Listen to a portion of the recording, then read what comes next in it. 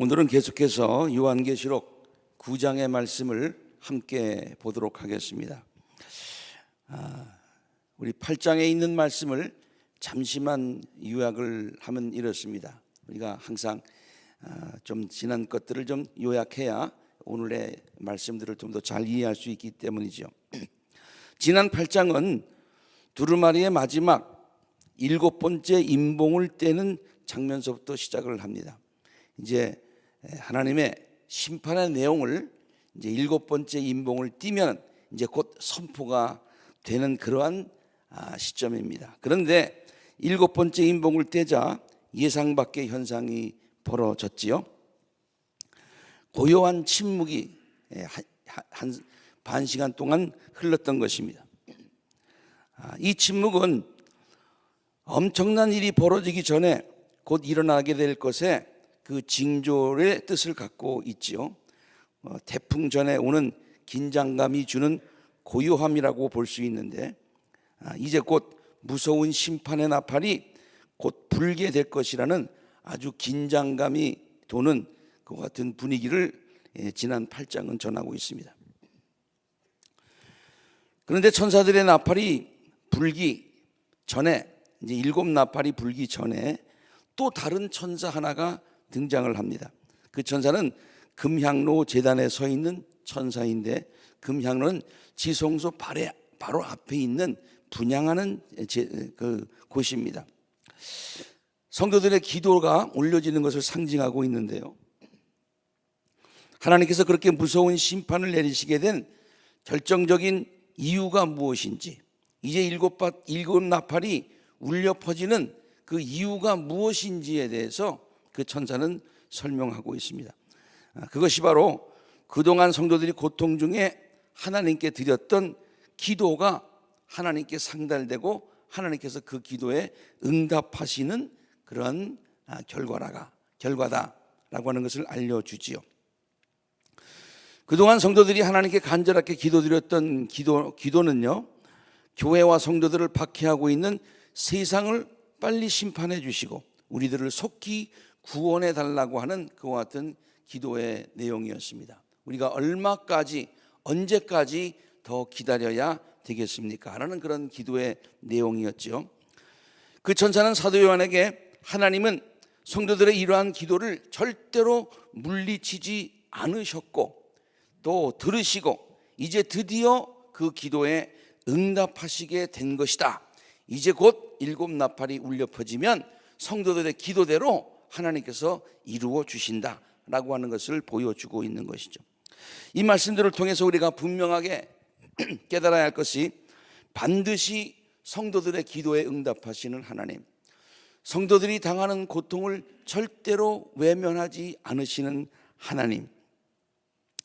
사도 요한은요, 자기가 환상 중에 보고 들은 이 사실을 성도들에게 전하고 있는 것입니다.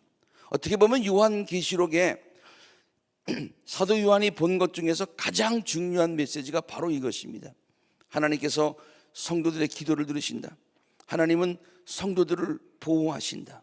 하나님은 성도들을 구하신다. 그리고 마지막 새하늘과 새 땅을 보게 하신다. 이것이 가장 중심적인 메시지인 것이죠.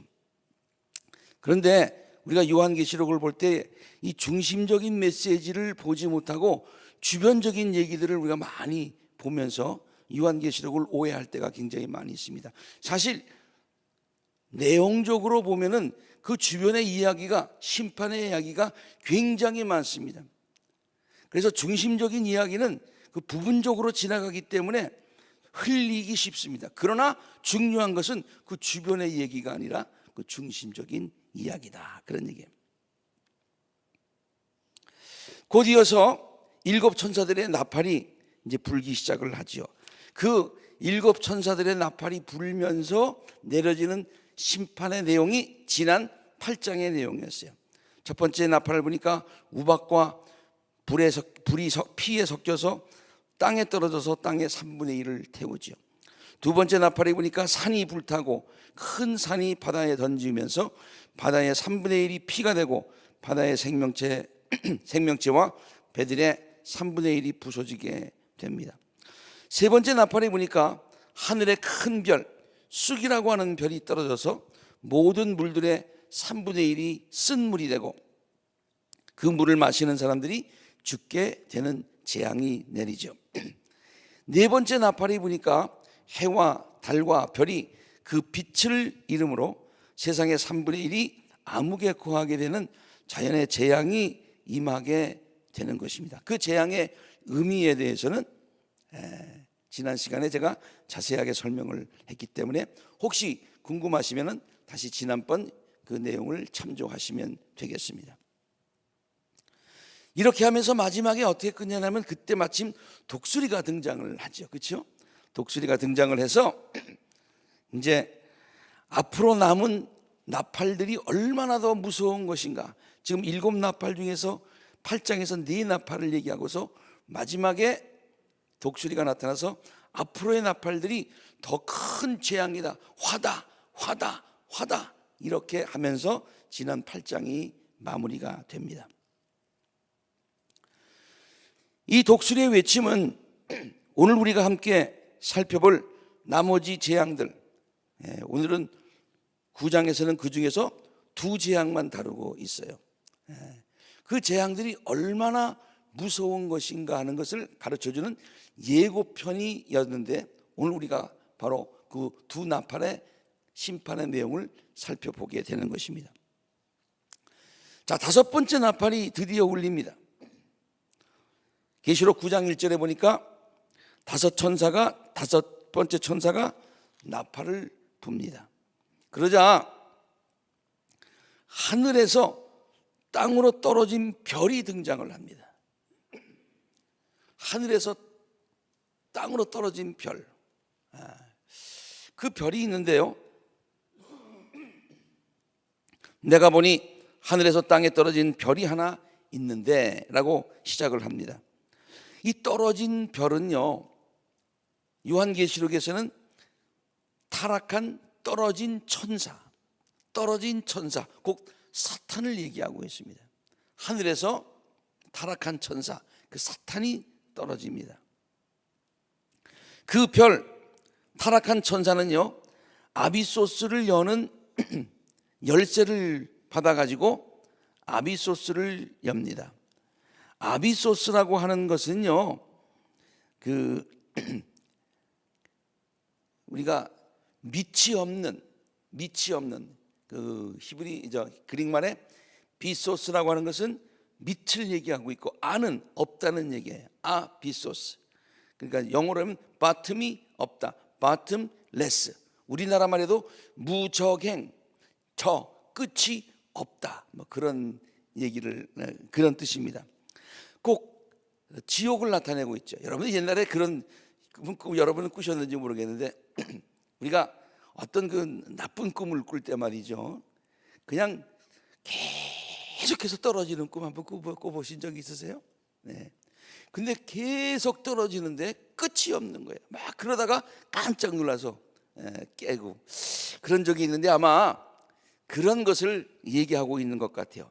이 무적행, 지옥의 열쇠를 가지고 있는 그 타락한 천사 사탄이 그것을 엽니다. 그러니까 사탄이 아비소스를 여니까 거기에서 큰 용광로의 연기와 같은 연기가 올라와서 해와 하늘을 어둡게 했다. 계시록 9장 2절의 내용입니다. 거기에서 큰 용광로의 연기와 같은 연기가 올라옵니다. 그래서 해와 하늘이 그 구덩이에서 나온 연기 때문에 어두워지게 됩니다. 그리고 나서는 우리가 너무나도 잘 알고 있는 그러한 그 메뚜기의 재앙, 그 황충의 재앙이 거기서 이제 등장을 합니다. 이것이 나팔 5번째 나팔을 불 때 일어나는 거예요. 근데 이 황충의 재앙, 메뚜기의 재앙, 그 재앙은요, 와, 우리도 뭐 여러 가지 다른 자료를 통해서 그 재앙이 얼마나 무서운 걸 알고 있습니다만은 이스라엘 사람들에게는 이 그 메뚜기의 재앙이 특별히 요엘 선지자가 예언했던 그 당시에 있었던 그 큰 재앙을 쉽게 떠올리는 그런 재앙입니다. 요엘서 2장 1절과 8절에 있는 말씀을 보니까 너희는 시온에서 뿔나팔을 불어라, 하나님의 거룩한 산에서 경보를 울려라, 유대 땅에 사는 백성아 모두 떨어라, 주님의 날이 오고 있다, 그날이 다가오고 있다 하면서 메뚜기 황충의 재앙을 예고합니다. 셀 수도 없이 많고 강한 메뚜기 군대가 온다. 마치 어둠이 산등성이를 넘어오듯이 새까맣게 다가온다. 까마득한 옛날까지 거슬러 올라가 보아도 이런 일은 없었다. 이게 요엘서에 나오는 얘기예요. 요한계시록에 나오는 얘기가 아니에요. 앞으로 천만대에 이르기까지도 다시는 이런 일이 없을 것이다. 그들이 불처럼 초목을 삼키고 지나가면 지나간 자리에는 불꽃이 활활 타오른다. 그들이 오기 전에 이 땅이 에덴 동산 같았어. 한번 지나가고 나면 황량한 사막이 되어버려. 그 앞에서 살아남는 것은 하나도 없다. 그들이 때를 지어 몰려오는 그 말과 같고 군마와 같아. 이 봉우리에서 저 봉우리로 달려가는 소리는 병거의 굉음과도 같고 불꽃이 건물을 태우는 소리와 같다. 막 확 지나가는데 그 소리가 군마가 지나가는 소리가 같다. 그들은 막강한 군대와 공격 명령을 기다리는 것 같이 전열을 갖추고요. 그들이 접근하면 모두들 자지러지고 모두들 얼굴빛이 하얗게 질려요. 싹 쓸어가니까. 그들은 용사처럼 공격하고 군인처럼 성벽을 막 기어오르고요. 제각기 줄을 맞춰서 똑바로 전진하고 아무도 진로를 벗어나지 않고 그냥 메뚜기 떼가 쫙 지나가는 거예요. 서로 밀치지도 않고 제각기 줄을 맞추고 진군을 합니다. 마치 큰 병사처럼. 빗발치듯 쏟아지는 투창을 뚫고 전진합니다. 그들의 행렬은 끊어지지 않는다. 이게 요엘서가 마지막 때에 심판하는 그 심판의 사인으로 황충의 재앙을 얘기하고 있는데, 바로 사탄이 아비소스를 여니까 연기와 함께 거기에서 황충이 나오는, 메뚜기가 나오는데 요엘서에 있는 말씀과 너무 똑같아요.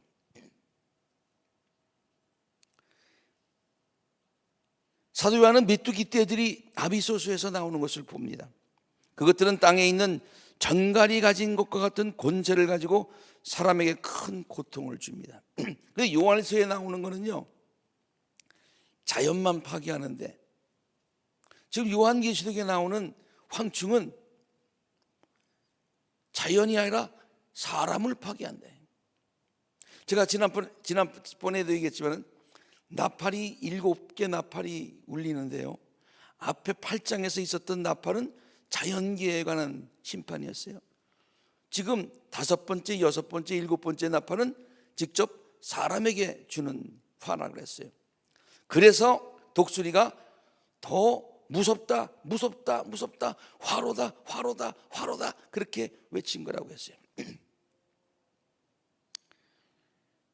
계시록 9장에 보면 이렇습니다. 연기 속에서 메뚜기들이 나와서 땅에 퍼졌습니다. 요엘서에 조금 아까 읽은 요엘서의 말씀과 한번 연관을 시켜서 한번 읽어보세요. 그것들은 땅에 있는 정갈이 가진 것과 같은 권세를 가지고 있어요. 그냥 메뚜기가 아니에요. 전갈과 같은 그런 권세가 있는 메뚜기예요.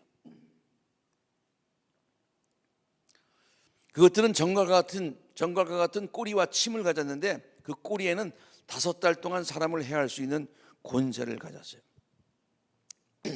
그것들이 주는 고통은 마치 전갈이 사람을 쏠 때와 같이 그렇게 심한 고통이, 한번 쏘이기만 하면 엄청난 고통이에요. 그 기간 동안에 사람이 너무 고통스러워서 죽고 싶어. 그런데 죽지도 않아. 죽기를 원해도 죽음이 그들을 피하여 달아날 것입니다. 그러면서 그 메뚜기의 모양을 얘기하고 있습니다. 이 메뚜기가 이제 막 쫙 전진하는데 요엘서에 나오는 그 모습처럼 전부 다 나와가지고 사람들을 해치는데요, 그 메뚜기의 모습은 전투채비를 한 말들과 같고요, 머리에는 금면류관 같은 것을 쓰고 그 얼굴은 사람의 얼굴과 같고요, 그리고 여자의 머리털 같은 머리털이 있고요, 이빨은 사자의 이빨과 같고요, 새로 된 가슴마귀와 같은 가슴마귀를 두르고요, 그 날개 소리는 마치 전쟁터로 내닫는 많은 말들이 끄는 병고 소리, 아까 요엘서에 나오는 그런 병고 소리 같았습니다. 이렇게 하니까 무슨 좀 상상이 안 가서 꼭 저렇게 생긴 건 아닌데요. 사람들이 저 말을 가지고 그림을 한번 그려봤어요. 뭐 저렇게 생기지는 않았어요. 그렇지만 한번 쉽게 제가 한번 읽겠습니다. 저 모양을 보고서 다시 한번 보세요. 메뚜기의 모양은 전투 채비를 한 말과 같고, 저 전체가 말과 같은 거예요. 그렇죠? 머리에는 금면류관 같은 것을 쓰고 있고요. 연류관 썼죠? 그 얼굴은 사람의 얼굴 같았습니다. 그리고 그것들은 여자의 머리털 같은 머리털이 있고요. 그래서 여자 머리털 같이 있잖아요. 이빨은 사자의 이빨 같습니다. 저 이빨 보세요. 새로 된 가슴마기와 같은 가슴마기를 두르고요. 그 날개 소리는 마치 전장터로 내닫는 그런 날개, 그렇게 전장터로 내닫는 그런 군마처럼 그렇게 저걸 확 하면서 지나간다. 그것이 지금 아비소스에서 나오는 겁니다. 근데 참 그 자료들을 찾아보니까 신기한 게 있더라고요. 사람들이 어떤 그 생물체를 하나 발견했는데, 생물체를 발견했는데 저렇게 생긴 생물체를 발견했어요. 저 생물체가 저 요한계시록에 나오는 지금 조금 아까 얘기한 그 모양과 너무 비슷하게 생겼어요. 그래서 사람들은 저게 외계에서 왔는지 아니면은 의심을 하면서 한번 그 매스컴에서 했던 그런 모양입니다. 저거는 굉장히 뭐 한 요 정도 크기인데요. 지금 여기에 나오는 것은 상당히 규모가 있는 황충의 모양이고요.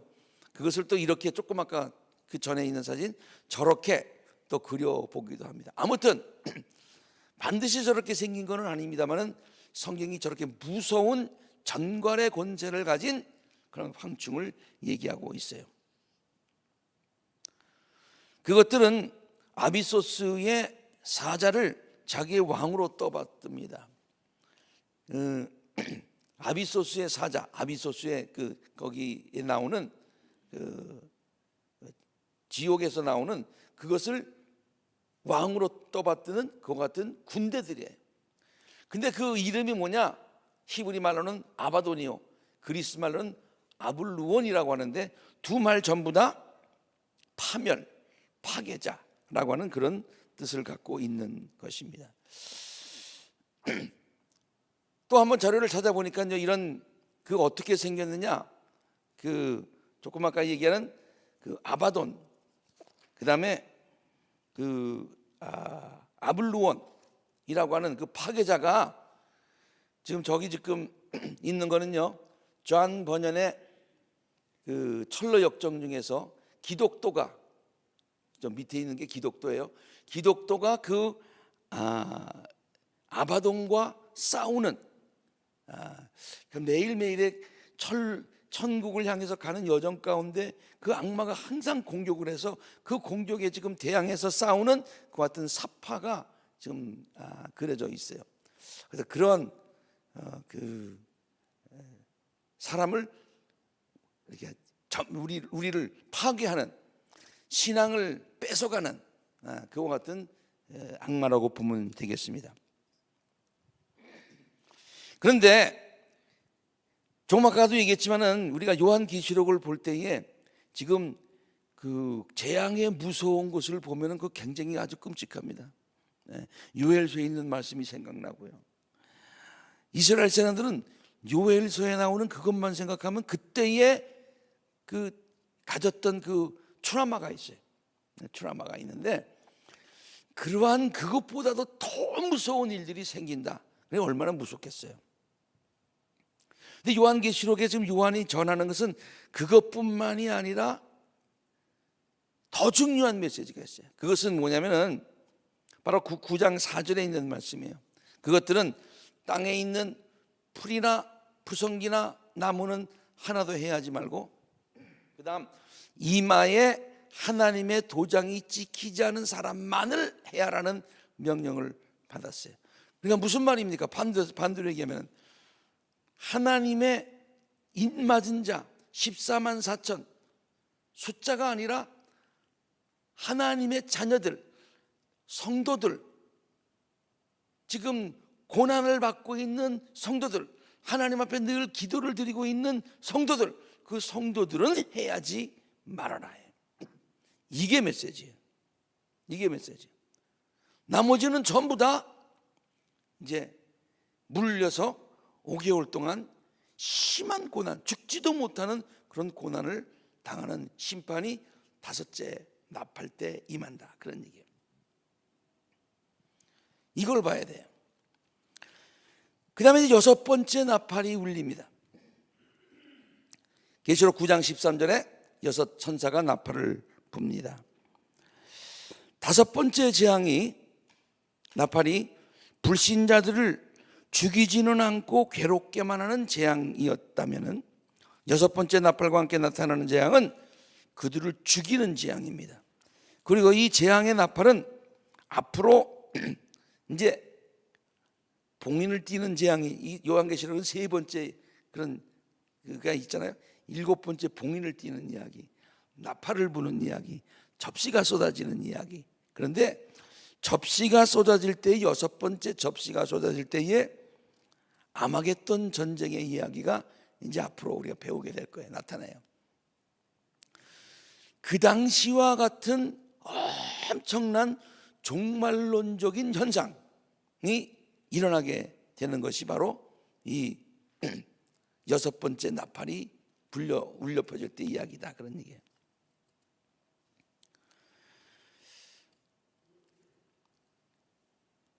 이렇게 얘기하고 있습니다. 나는 하나님 앞에 있는 금제단의 네 뿔에서 울려 나오는 음성을 들었습니다. 이 말도요, 그냥 스쳐갈 수 있어. 근데 가만 보면 굉장히 중요한 말이에요. 지금 다섯 번째 나팔이 울릴 때는 황충이 나와가지고 사람들을 갖다 물어서 죽이지는 않고 고통 중에 있기에, 그것보다 더 무서운 재앙은 이제 엄청난 전쟁이 일어나서, 마지막 현상이 일어나서 사람 모두가, 많은 사람들이 죽임을 당하는 무서운 재앙인데, 요 말로부터 시작해요. 나는 여섯 번째 나팔이 불리는데 그게 어디서 나오는 음성이냐? 하나님 앞에 있는 금제단의 네 뿔에서 울려 나오는 음성을 들었다. 그러니까 이 재앙이, 하나님이 이 재앙을 왜 내리시느냐 하면은 성도들의 기도를 들었다는 거예요. 지난번에 금제단, 금향로 얘기했죠, 그렇죠? 금향로에서 나오는 성도들의 신원을 들으시고 기도를 들으시고 저들을 구하시기 위해서 놀라운 일들을 행하시는 그와 같은 이야기인데, 이 여섯 번째 나팔 불 때 어디서부터? 금제단의 네 뿔에서 울러나오는 음성을 들었어요. 무슨 음성인고 하니, 큰 강 유브라데스에 매어 있는 네 천사를 풀어놔 주어라. 이거 파괴의 천사입니다. 그동안에는 묶어놨어요. 그런데 그 파괴 천사를 풀어주는 거예요. 마치 그냥 굶주린 사자가 이렇게 사람을 갖다가 해치려고 그러는데, 그걸 갖다가 풀어주면 사자들이 확 달려가지고 그렇게 하는, 그러한 생각을 하면 됩니다. 네 천사를 풀어줘라는 음성이 금향로로부터 들려온 거예요. 그래서 성도들의 기도를 들으시고 이제 실질적으로 무서운 심판을 내립니다. 그래서 네 천사가 풀려났어요. 그들은 사람의 3분의 1을 죽이기 위해서 그해, 그날, 그달, 그때에 맞춰서 예비된 이들이에요. 하나님의 때에, 지금 드디어 하나님의 때가 왔어요. 그들은 예비된 자들이야, 파괴자들이야, 죽이는 천사들이야. 그래서 그들이 이제 하는데요,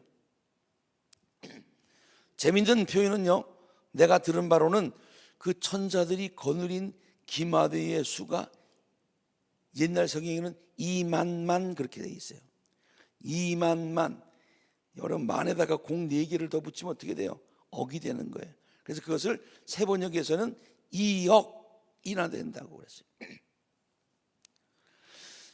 이 2억이라고 하는 것에 대해서 이제 하나님께서 세상을 심판하시는데 아마겟돈 전쟁과 비슷한 그런 전쟁이 세계 대전이 일어나게 된다. 그래서 많은 사람들이 죽임을 당하는데 그 천사들이 거느린 군대가 2억이다. 이 말은요, 엄청난 군대를 얘기하고 있습니다. 하나님의 심판으로 세상을 심판할 엄청난 군대를 얘기하고 있는 거예요. 상징적인 얘기입니다. 또 이 말을 너무 문자적으로 해석해가지고 별의별 해석들이 다 있어요. 어떤 사람들은 이렇게 해석합니다. 그것은 중공군을 얘기하고 있다. 그 당시에 중공군이 2억의 중공군이 앞으로 그러니까 2000년 후에 나타날 거의 2000년 후에 나타날 일을 예언했다는 거예요. 그래서 중공군이 일어났기 때문에 이제 종말이 다가왔다는 거예요. 글쎄요. 그 다음에 또 어떻게 해석을 하는 거 아니? 그 믿는 많은 사람들이 전쟁이 있는 그 전쟁이 왜 일어나느냐? 그 2만만은 오스만 터키 이슬람 군대들을 얘기한다는 거예요. 이슬람 군대가 일어나가지고 기독교인들을 막 기독교와 그 전쟁하는 그 이야기 알죠? 그 당시 십자군도 많이 있어요. 그 때문에 십자군이 생겼잖아요. 그때가 언제냐면요, 1300년서부터 1900년까지 오스만 터키 그 제국이 유럽 전체를 휩쓸었었어요. 굉장히. 그래서 지금도 터키 사람들이 갖고 있는 우리는 옛날에 세계를 정복했던 사람들이다 라는 그런 자부심이 굉장한 거예요. 또 어떤 학자는요, 아니다, 그럴 수도 있겠지만은 또 몽골을 얘기할 수 있다 그래서 몽골.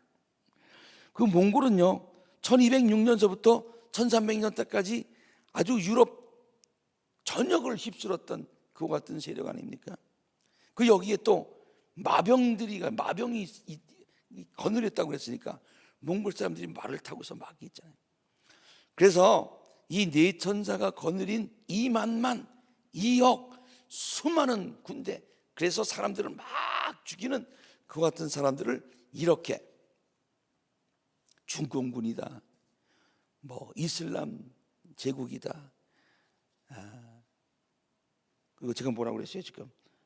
몽골 사람들이다, 그렇게 이야기하고 있지만은 그 숫자적인 의미보다도 하나님의 무서운 심판이 성도들의 기도에 따라서 응답에 따라서 이제 행해지는데, 그 네 천사는 예비된 파괴를 위해서 예비된 천사들이고, 그 네 천사를 따라서 2억이라고 하는 수많은 군대가 동원되어서 하나님의 심판이 임하게 되는 것이다 라고 하는 그 같은 이야기가 지금 사도 요한이 본 것입니다. 나는 이러한 환상 가운데서 말들과 그 위에 탄 사람들을 보았는데, 그래서 말들을 탔다고 해서 이 몽골 사람이라고 그렇게 얘기하는 것 같아요. 근데 그렇지는 않고요, 그 사람들은 화홍색과 청색과 유황색 가슴바귀를 둘렀고, 말들은 머리가 사자의 머리 같고, 입에서는 불과 연기와 유황을 막 내뿜고 있고요. 그 입에서 나오는 불과 연기와 유황으로 세 가지 불, 연기, 유황으로 사람의 3분의 1이 죽임을 당하였습니다. 그래서요, 이걸 또 어떻게 해석하냐면 불과 연기, 이게 원자탄이다. 그래서 요한이 앞으로 2000년 후에 일어날 세계가 원자탄으로 인해서 다 멸망하는, 불로 멸망하는 것을 예언했다. 여러분 그 예언을 어떻게 생각하십니까? 와, 신기하다 그렇게 생각하십니까? 조금 지나친 해석이라고 생각합니다. 틀리다는 얘기는 아니지만 나도 잘 몰라요. 그렇지만은 요한이 본 것은요, 세상을 심판할 때의 그 심판의 무서운 것, 여섯째 접시에 있는 아마겟돈 전쟁의 예고편, 그것을 얘기해 주고 있는 거예요. 이와 같은 무서운 심판이 세상에 있게 될 것이다. 그래서 꼬리는 뱀과 같고 꼬리에 머리가 달려 있어서 그 머리로 사람들을 막 해치는 그 같은 일들이 일어나게 되었습니다. 그런데 요한계시록 바로 오늘 9장은요 이런 얘기로 그 끝을 맺어요. 그런데 이런 무서운 재앙 앞에서도 사람이 회개하지 않습니다. 이게 포인트예요. 하나님은 이 무서운 재앙 가운데서도 믿는 자들을 보호하신다. 하나님은 믿는 자들이 당하는 고통을 들으신다. 저들의 기도를 들으신다. 이제 하나님의 때가 되어서 심판하신다. 그런데 저들은 회개하지 않는다. 이게 포인트예요. 지금 몇 가지 나팔이 불었어요. 8장에서는 1, 2, 3, 4 나팔이 불었고 9장에서는 몇 나팔? 다섯 번째 나팔, 여섯 번째 나팔이 불었어요. 그런데도 회개하지 않는다니. 9장 20절 21절. 이런 재앙에서 죽지 않고 살아남은 사람이 자기 손으로 한 일들을 회개하지 않고 오히려 귀신들에게나 또는 보거나 듣거나 걸어다니지도 못하는 금이나 운이나 굴이나 돌이나 나무로 만든 우상들에게 절하기를 그치지 않는데, 참 사람들이 우둔하대. 그들은 또한 살인과 점치는 일과 음행과 도둑질을 뭐예요? 회개하지 않는다라는 말로 9장이 끝나요. 이런 말을 왜 했을까요? 앞으로 다가올 이제 7번째 나팔의 심판, 그리고 또 7 대접의 심판이 왜 필요한가를 9장 마지막에 이렇게 얘기하고 있어요. 왜? 저들이 회개하지 않으니까, 뉘우치지 않으니까 하나님의 심판은 계속되는 것이다. 그리고 그 심판 가운데서 계속해서 흐르고 있는 메시지는 뭐예요? 그러나 하나님은 성도들을 지키신다. 성도들을 구원하신다. 나중에 새하늘과 새 땅을 보게 하신다. 그리고 영원히 하나님을 찬양하게 하신다. 그것이 끝까지 가는 그 같은 메시지가 되겠습니다. 자, 다음 시간에는 이제 10장의 내용을 이제 배우게 될 텐데, 그 이후에 이렇게 사람들이 회개하지 않으니까 계속해서 이어지는 하나님의 심판에 대해서 우리가 계속 공부하도록 하겠습니다. 기도하겠습니다.